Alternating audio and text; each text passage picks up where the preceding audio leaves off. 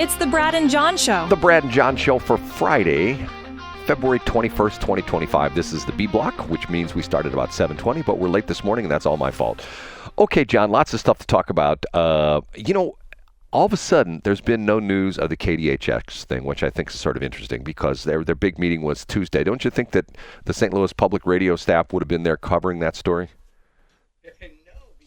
They heard, somebody gave them the Iggy that you were showing up with a duffel bag full of cash, duffel bag boy. I wish I had a duffel bag of cash. Okay, I just think it's interesting that story just sort of disappears. Okay, couple things to talk about as far as the federal government's concerned. Now, Kash Patel got to be essentially green-lighted to be the head of the FBI. He's an interesting character. Have you done much of a deep dive on him? I haven't, no. I did see this morning that 2 Republicans voted against him, but he still managed to get confirmed. Well, if there was a movie out, and I can't remember how long ago it was a movie that, you know who Jeff Daniels is, Dumb and Dumber guy, a very, sometimes he gets a bad rub for movies like that. He's been a very accomplished actor. And there was a movie that portrayed him as Jim Comey, the head of the FBI. And it made it all look like, oh my God, the FBI, these people are such straight shooters. And oh, that Donald Trump, he's such a terrible person. And then you see this crazy stuff going on where, and I don't care what anybody says, I'm not defending Trump, what he did, but I just don't think it was right that they raided his place at Mar-a-Lago. You know what I'm saying? I mean, to me, the optics of that were totally wrong. And especially, what was the story where they went through his wife's... See, I have a mental block on that. Is his wife Ivanka or Ivana, or which one's his wife? Which is Trump's wife? His current wife? Yeah, they're all named the same. Melania. Melania. They all have the at the end. It was Melania and Ivanka and what's his daughter's name? His daughter's name, and who is he married to before? The original wife that brought him all the kids. Marla Maples or Ivanka? Ivanka. Okay. See, I get confused with all those. Okay. They went through her underwear drawer. Okay, you know what? FBI guys, stay out of my wife's underwear drawer. You know what I'm saying? If I was married. By the way, I've just applied to the FBI, brother. You want to go through the underwear drawer.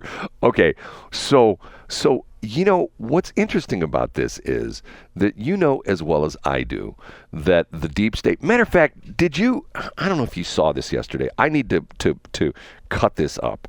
Matter of fact, let me see if I can find this real quick. Did you see where was it? Raging Cajun, ignoring Biden's decline. Okay, here, let me see if I can play this real quick. And I don't know if you're going to be able to hear this or not. I'll have to make so you can hear this. Okay, this is Stephen Miller. Have you heard this yesterday? But I heard a lot of hubbub and clips. I didn't watch it, though. I saw it on Twitter. But you haven't heard it? I have not heard it, no. Okay, if I play this, I think this will come through to you. I think you'll hear it. Okay, I'm going to go ahead and play this, and I want you to listen to this. I found this fascinating. Okay, I hope this will play. Okay, let's see. My little bar is going around. I got hurt in a car wreck. Oh, it's going to give me an ad first. Okay. Really get all those clients, all that money? I can't believe people listen to ads. Who would listen to ads? You know what I'm saying? Okay, here we go. I have a question for Stephen Miller about Doge. So you spoke about Doge. You said roughly 50. Can you hear that okay? Yeah, I can hear it fine, yeah. Okay, here we go. Oh, my God. It went to the next bit. I hold on a minute. I should have. So a reporter asked him a question about Doge, and then what did Miller say? Well, that's what I'm trying to get to play. I paused it, but then it went to, how it goes to the next clip. Oh, yeah, I get what you're saying. Okay, hold on. Let me reload here. Because to me, he did this. It was like, come on, reload. You know what? Let me do it later. Let me see if I can find it. I have a headline. Stephen Miller yells at CNN anchor over questions about Doge. Okay, here. I'm going to try it again. It's probably play another ad. Here we go again. I got hurt in a car wreck. It's the same ad. Mike and his team really get all those clients, all that money? You bet we do. We got a client who... And I have a question for Stephen Miller about Doge. So you spoke about Doge. You said roughly $50 billion is set to be cut in a year of waste, fraud, and abuse by unelected bureaucrats. We're hearing this ironic narrative from the president's critics and the left-wing media that Elon Musk is an unelected bureaucrat and he's doing all this terrible stuff. Isn't one of Doge's objectives to get rid of the federal bureaucracy, the deep state? And also, who was running the White House when Joe Biden was in office? Because I don't know a single person who believes it was Joe Biden. You're tempting me to say some very harsh things about some of our media friends. Yes, it is true that many of the people in this room for 4 years failed to cover the fact that Joe Biden was mentally incompetent and was not running the country. It is also true that many people in this room who have used this talking point that Elon is not elected fail to understand how government works. So I'm glad for the opportunity for a brief civics lesson. A president is elected by the whole American people. He's the only official in the entire government that is elected by the entire nation, right? Judges are appointed, members of Congress are elected at the district or state level, which is one man. And the Constitution, Article 2, has a clause known as the vesting clause, and it says the executive power shall be vested in a president, singular. The whole will of democracy is imbued into the elected president. That president then appoints staff to then impose that democratic will onto the government. The threat to democracy, indeed the existential threat to democracy, is the unelected bureaucracy of lifetime tenured civil servants who believe they answer to no one, who believe they can do whatever they want without consequence, who believe they can set their own agenda no matter what Americans vote for. So Americans vote for radical FBI reform, and FBI agents say they don't want to change. Or Americans vote for radical reform on our energy policies, but EPA bureaucrats say they don't want to change. Or Americans vote to end DEI, racist DEI policies, and lawyers at the Department of Justice say they don't want to change. What President Trump is doing is he is removing federal bureaucrats who are defying democracy by failing to implement his lawful orders, which are the will of the whole American people. Thank you. So there. is that, it was pretty great, wasn't it? Is that amazing? I heard, by the way, I heard part of that clip. Excuse me. I know that a reporter from CNN attempted to get cute with Stephen Miller, and I guess Stephen Miller put her in her place. And then the quote that you were saying, I heard about that from Ryan Haidt's show on The Reckoning yesterday when I was driving. So I did hear some of that. Okay. Is that, and you know what's interesting about it is when somebody lays it out like that, this is the Constitution. He's doing exactly what the Constitution allows him to do. And you know what? The thing that got me was when I first heard that, I thought to myself, I never thought of it that. Because the president is the only person that is elected by everybody. Because we have our municipal elections where we elect mayors and council people. We have our district elections where we elect, district, state reps and state senators, and the same thing with, U.S. Congress people and that kind of, and governors and, attorney generals and things like that. But there's only one person that every single person in the country votes for.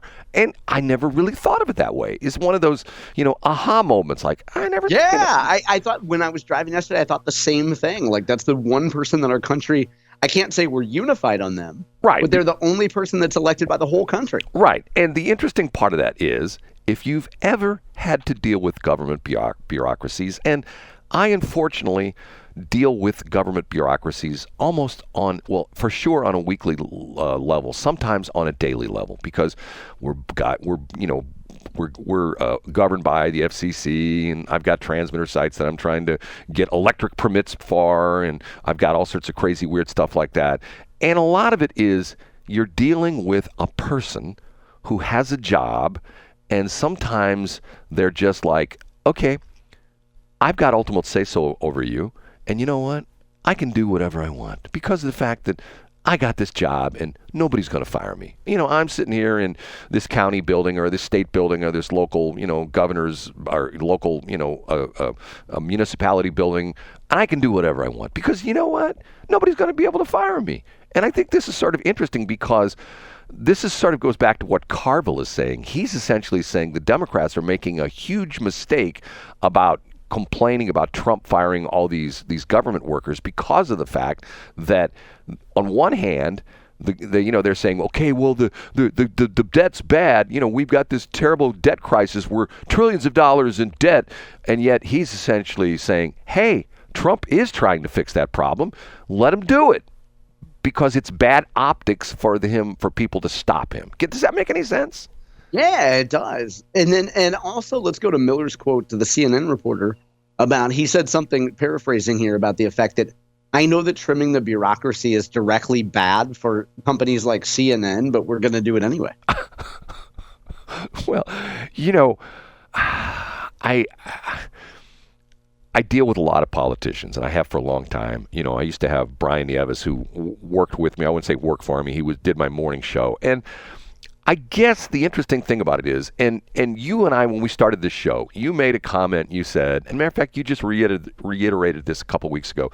You didn't want to turn this show into the usual thing. Hey, let's call up Joe Smith, who's the representative of the 45th district. We'll ask him which essentially was shows like, Mark Reardon does that, and your buddy, yeah, just kind of bland question and answer shows. Your buddies over at 93.3, Ryan Haidt, what's the guy's name, Drew Shelton, and all the other stuff. Okay. Essentially, what we're doing is, the radio people and media people, we're aggrandizing them, because we're not talking to Billy Smith, who, runs a butcher shop on Highway K in O'Fallon, who really needs the publicity. Instead, we're dealing with someone who has got a position of authority, they've been elected, and they're expecting the media to come and kneel at that doorstep. Does that make any sense to you, John? Yeah, it does. And also now, without getting too far into the radio thing, but I think you've lived this for so many decades, Brad.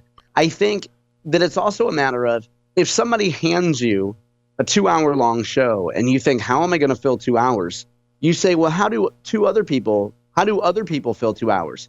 Well, they get a boring elected official to come on every Friday and they say, so what's happening in elected official world today? And then that's how, because they just don't have any creativity. And it's just, people have done it before, so they do the paint by numbers thing. Right. And, I won't go there any further. Okay, one addendum to what we talked about yesterday. I made the comment about, and boy, we've got some smart listeners out there. I had 2 listeners who called me on this. I mean, not necessarily called me, but I was upset about the fact that, and it was a story that you and I talked about last week, and it was in the news again this week, because Sheryl Crow, she's so mad at Elon Musk, she sold her Tesla, and she donated the proceeds to NPR. First off, I thought that was sweet of her. Yeah. I'm thinking to myself, okay, much better organization would have been the Salvation Army. I'd even take the American Red Cross, although my dad would argue me with that if he was still around. But once again, I don't think the NPR is where you donate your money. I had 2 listeners, and I mentioned the fact that there are people driving around right now in Toyotas. And remember, the Japanese bombed us at Pearl Harbor, okay?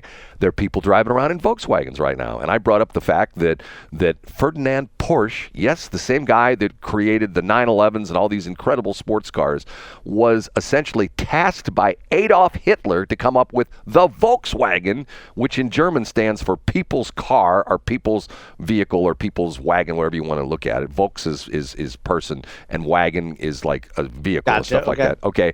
And I was reminded by 2 separate listeners that if you buy a Subaru, the Subaru is manufactured by Fuji Heavy Industries, which made all sorts of crazy stuff in World War II, including planes. And if you drive a Mitsubishi, remember who attacked Pearl Harbor in the Mitsubishi Jap Zeros. So the idea being that Sheryl Crow going, oh, it's so horrendous that I drive a Tesla because it's that horrible man, Elon Musk. And if you look in the background of most of your German cars, most of your European cars, the ownership of most of those European cars is settled in a couple of companies. Volkswagen owns a bunch of different brands, and same thing. So if you're driving a BMW, I don't care what you're driving.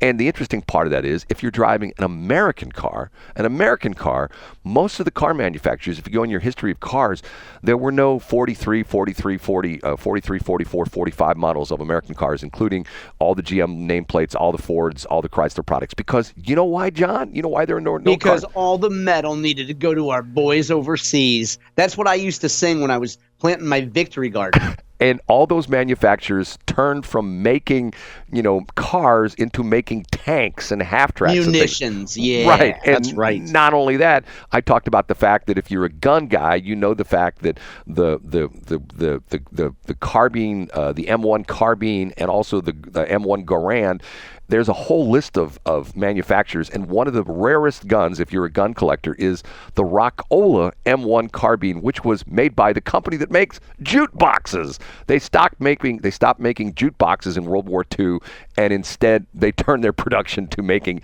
M1 31 caliber carbines. And once again, so if you want to support America, buy an American company. Of course, you can't do that anymore because most of the American stuff's made in Mexico, but that's a whole nother story, right? Right, Yeah, John? but Sheryl Crow went out. She got a Ford F-150, right? Yeah, I think she got one of the Ford Lightnings, which everybody hates because they've turned into, it's to the point where it's so funny because there's a backlash in electric cars right now because everybody has the same problem. It's like, and even the people that don't really do much traveling, they're all like, okay, what if I travel somewhere and I can't find a charging station? It's once again, it's the problem with that. But but remember, and it's called radius anxiety. What's it called, Brad? It's got a name for it. What's it called? Range anxiety. Range anxiety. Range Okay. anxiety. But which is what remember, a lot of chickens down in Dexter, Missouri had. But remember, when Tyson was down there, they had range anxiety. Under the Biden administration, they spent, what is it, $50 billion for charging stations, and they built 8 of them. Wasn't that the number that came out? Yeah. Well, that was thanks to the Rear Admiral, Pete Buttigieg. No, but Sheryl Crow went out and she bought a Nikola, I heard, Brad. Yeah, she bought a truck and they're bankrupt now. Yeah, okay. Yes, because she wanted to bookend her Tesla. She could say, I have a Nikola and I have a Tesla. I have both names. Okay, we have to take a break. Yeah, that's exactly right.